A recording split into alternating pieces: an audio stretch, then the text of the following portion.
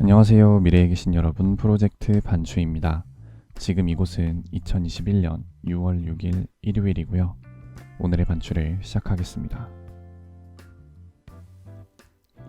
먼저 오늘의 이슈를 보시겠습니다. 첫 번째 이슈는 윤석열 현충원입니다.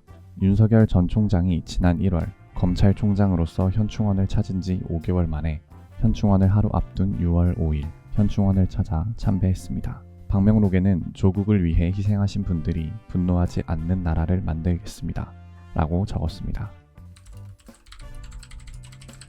두 번째 이슈는 일론 머스크 트윗입니다. 지난 2월 초 일론 머스크는 15억 달러 상당의 비트코인을 매입한 뒤 테슬라 전기차 결제에 비트코인을 도입한다는 트윗을 올렸습니다.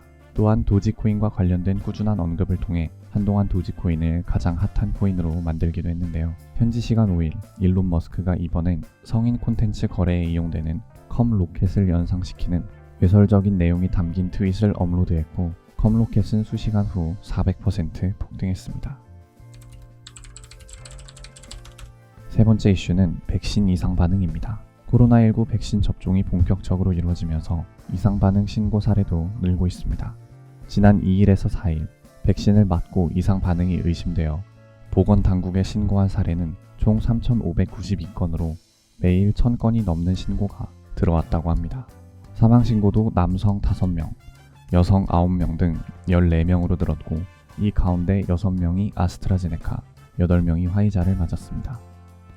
연령대별로는 60대가 3명, 70대가 2명, 80대가 7명, 90대가 2명 등으로 나타났습니다. 다음은 요일별 테마를 보시겠습니다. 오늘은 일요일이고요. 일요일의 테마는 베스트셀러 순위입니다.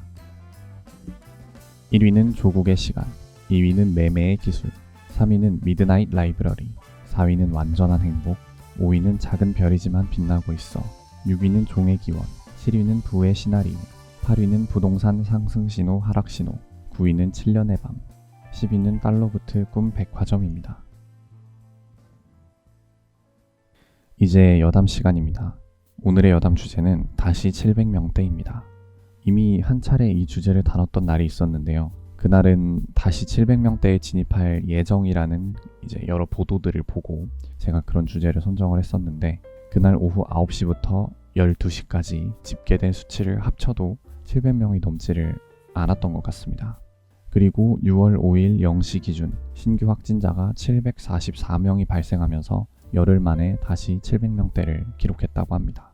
전체적인 추이를 보자면 2020년 2월 29일 1일 신규 확진자 수가 909명을 기록하며 가장 높은 수치를 보였고 그 이후 쭉 높지 않은 수치를 보이다가 2020년 8월 27일 신규 확진자 수가 441명을 기록합니다. 역시 그 이후 이전보다는 많지만 그래도 적절한 수치를 보이다가 2020년 12월 25일에 1215명을 기록하게 되는데요. 사실상 이때부터 신규 확진자 수가 거의 400명에서 500명대를 유지하면서 지금 약 6개월째 꾸준히 이어지고 있습니다. 제 기억으로 5인 이상 집합 금지가 시행된 지가 거의 7, 8개월이 된 걸로 기억을 합니다.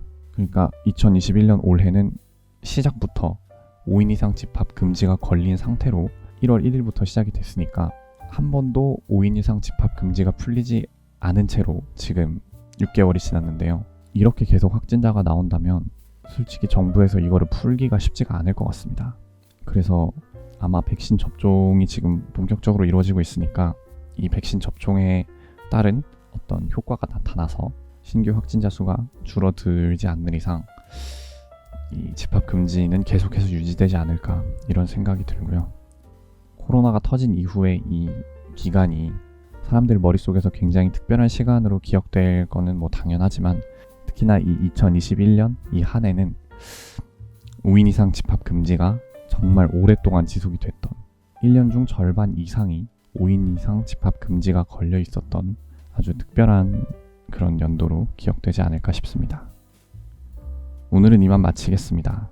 오늘 하루 모두 수고 많으셨고 6월 6일이 생일이신 분들 진심으로 축하드립니다. 미래에 계신 분들 모두 과거를 거울 삼아 지혜로운 미래를 보내시기 바랍니다. 감사합니다.